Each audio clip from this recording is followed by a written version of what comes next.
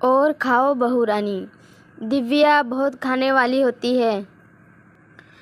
कभी दिव्या ऑर्डर पे से खाना मंगाती थी तो कभी घर पे खाना बनाकर खाती थी। दिव्या को कोई काम नहीं होता था, सिर्फ खाना ही खाना होता था। दिव्या की इस हरकत से दिव्या की सास बहुत परेशान थी। एक दिन दिव्या की सास ने किचन में गाजर का हलवा बनाया था। दिव्या की सास कमला दिव्या से बोलती है, दिव्या बहू, ये मैंने हलवा तेरे ससुर जी के लिए बनाया है और इस हलवे का ध्यान रखना, मैं अभी आती हूँ। दिव्या की सास ये कहकर चली जाती है। फिर दिव्या उस खुशबू से परेशान हो जाती है और अपने ससुर के लिए थोड़ा सा हलवा निकाल लेती है। बाकी सब हलवा खा लेती है। तभी कमला आ जाती है। हलवे का खाली बर्तन देखकर दिव्या से बोलती है, दिव्या बहू, जो मैंने गाजर का हलवा बनाया था वो हलवा कहाँ गया? ये तो बर्तन खाली पड़े हैं। हाँ माँ जी, तुमने जो हलवा बनाया था उसकी खुशबू इतनी शानदार थी कि मुझसे बर्दाश्त ही नहीं हुई। मैंने बाबूजी के लिए ये हलवा निकाल दिया है और बाकी सब मैं खा गई। माँ जी, आप कितना टेस्टी हलवा बनाती हो। कितनी मेहनत से हलवा बनाया था मैंने और सारा हलवा तू खा गई। मैं तेरी इस आदत से बहुत परेशान हो गई। जब देखो खाना, जब देखो खाना। दिव्या के सास बहुत गुस्सा करती हैं। थोड़ी देर बाद कमला देखती है दिव्या किसी पे फ़ोन पे बात कर रही थी। फिर कमला बोलती है, दिव्या बहू, तुम किससे बात कर रही थी और अब क्या ऑर्डर किया है? माँ जी, मैंने छोले भटूरे मंगाए हैं, उसमें से आप भी थोड़े से खा लेना। अच्छा, और जो तुम अभी किचन में बेसन के पकोड़े बना रही थी वो कहाँ गए?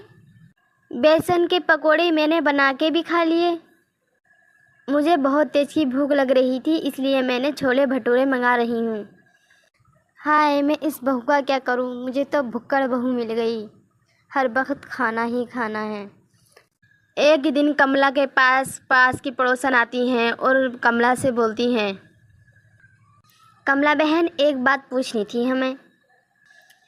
तुम्हारे यहाँ पर कोई मेहमान आया है क्या, जो तुम्हारे यहाँ पे पार्सल आता ही रहता है? जब भी देखते हैं कोई ना कोई चीज़ मंगाती ही रहती हो तुम तो। क्यों, घर पे खाना नहीं बना रही क्या?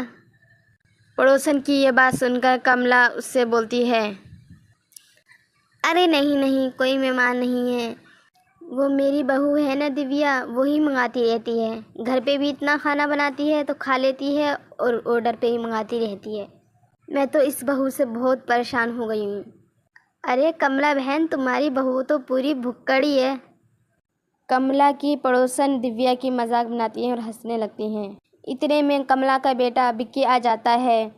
तभी कमला बोलती है, क्या हुआ बिक्की, तुम इतने परेशान क्यों लग रहे हो? क्या बात है, मुझे बताओ।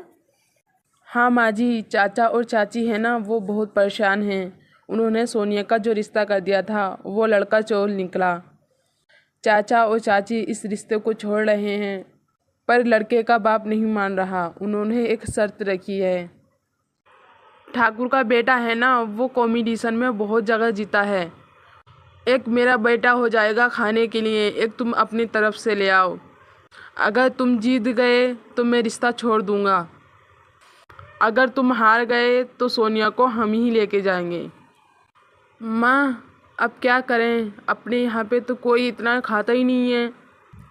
ज़्यादा से ज़्यादा खाएंगे तो 2 रोटी खाएंगे। उसका बेटा तो बहुत खाने वाला है।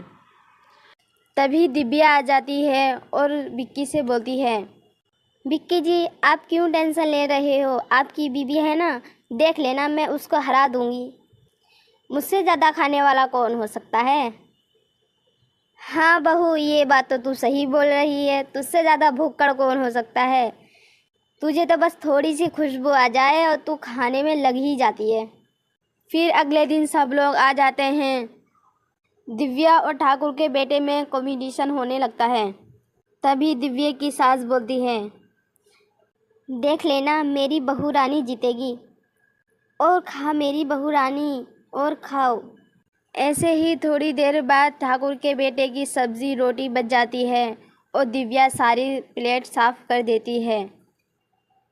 फिर दिव्या जीत जाती है और ठाकुर को हरा देती हैं। दिव्या की जीत की खुशी में सब मुबारकबाद देते हैं और दिव्या की सास बहुत खुश होती है और दिव्या से बोलती है, मुझे माफ़ कर देना दिव्या, मैंने तुम्हें बहुत भुक्कर सुक्कर बोला है। हर इंसान के अंदर कोई ना कोई खूबी होती ज़रूर है और जो भी खूबी होती है उसको आजमाने का भी टाइम आता है।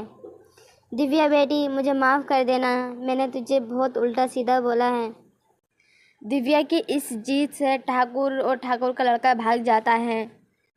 अब दिव्या की सास दिव्या को खाने से नहीं रोकती बल्कि उसका साथ देती हैं और सब खुशी खुशी रहने लगते हैं।